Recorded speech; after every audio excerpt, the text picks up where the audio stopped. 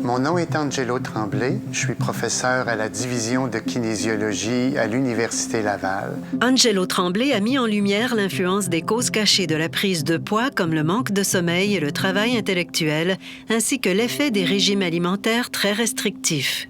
La restriction que l'on qualifie dans le domaine de la psychologie de rigide n'est pas quelque chose qui est bien rentable à long terme.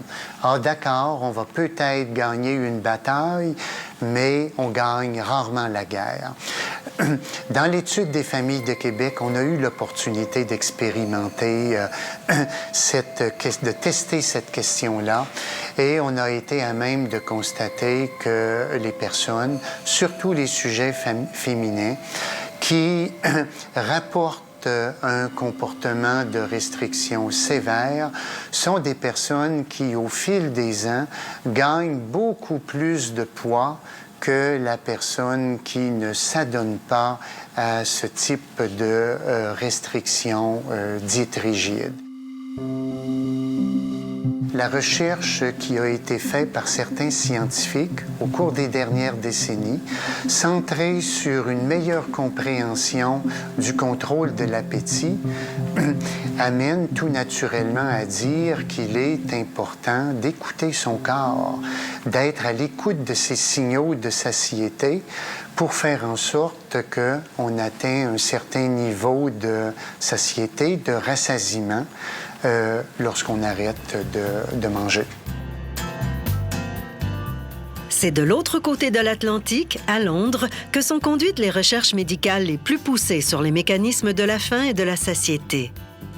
L'équipe du professeur Stephen R. Bloom de l'Imperial College travaille depuis plus de 25 ans au développement d'un médicament pour réguler ces mécanismes chez les personnes en fort surpoids. It turns out that there's a very specific mechanism. The gut releases hormones, satiety hormones, and these tell the brain that the gut's full of food. And we were able to extract these hormones, actually now more than a quarter of a century ago. And these tell the brain that there's a lot of food you've just eaten and the digestive system needs to be given time to digest it. Don't eat any more for a while. So they're very important in your everyday physiology. I'm Professor Harvey Anderson, Department of Nutritional Sciences, and Faculty of Medicine at the University of Toronto. We have physiological regulatory mechanisms that really do aim to control how much we eat.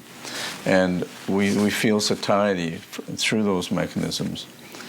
The problem is that the environment can override those signals. We are doing studies with children to try to answer that question. And just to give you an example of one study that we published using boys as our subjects. So what we did was give them a sugar load before they had access to pizza. Now, when they weren't watching TV, the calories in the sugar load reduced the amount of pizza they ate. So they corrected for the fact that a half an hour before they ate, they had some calories from sugar. And they ate less from the pizza meal. However, when we did the same thing, but now we gave them pizza while they were watching The Simpsons, the fact that they'd had a sugar load before the meal didn't register. So they had those extra calories. Not only that, but then when they ate the pizza meal, they ate 22% more. The physiologic signals are still there, and they will operate if you give them a chance. Souvent, les gens n'imaginent pas qu'il y a bien autre chose que la faim qui va affecter combien de fois on mange par jour et quelle quantité d'aliments on peut consommer. France Bellil s'est aussi intéressée à l'influence des facteurs environnementaux, comme la télévision et d'autres stimuli, sur la prise alimentaire.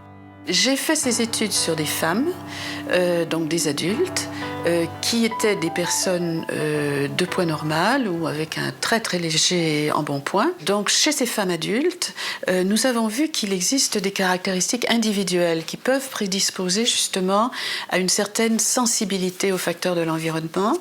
Et cette sensibilité va être sensible à une dimension personnelle que l'on appelle la restriction cognitive de la prise alimentaire qui, dans des termes plus simples, correspond au fait de se mettre au régime tout le temps, d'être toujours au régime. Si on est toujours au régime, on restreint sa prise alimentaire d'une façon qui est parfois excessive, et en retour de cette restriction qui n'est pas toujours, mais qui peut être parfois excessive, on va avoir une sensibilité accrue à des facteurs dans l'environnement qui vont nous faire lâcher tout à coup notre restriction et nous porter à manger plus. There's quite a body of evidence which suggests if you rush the food down, the gut hormones that are signaling satiety take time to be released and take time to act in the brain. So you can cram a lot of calories in before the normal, hey, I'm full signals from the gut and can be detected by the brain, and therefore you can overeat. So you start very hungry and you get the food in so quickly you don't realize how much you've eaten.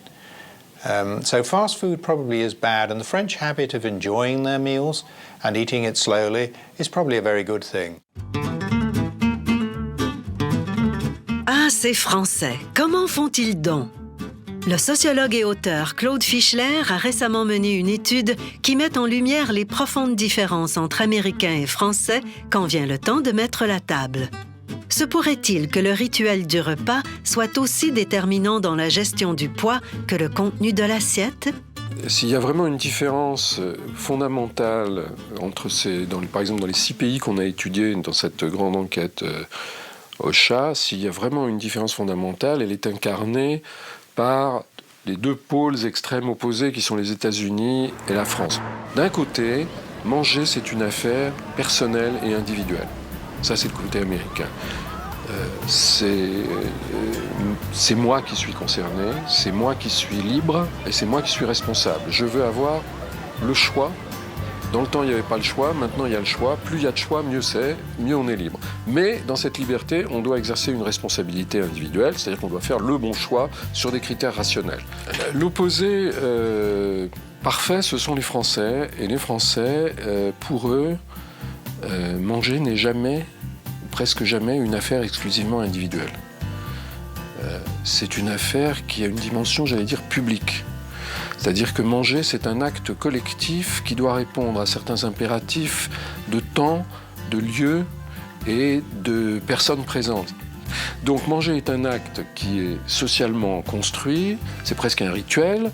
Alors il y a plusieurs formes, c'est pas aussi rigide que ça bien sûr, et puis ça évolue beaucoup, mais c'est un acte avant tout social et collectif. Et on voit bien que tout ça est très marqué par des traditions culturelles qui sont elles-mêmes très influencées par le contexte religieux, historiquement. Donc, protestant, responsabilité individuelle, je dialogue directement avec le Très-Haut, il n'y a pas d'intermédiaire, il n'y a pas d'institution, il n'y a pas de confession, d'arrangement, d'accommodement.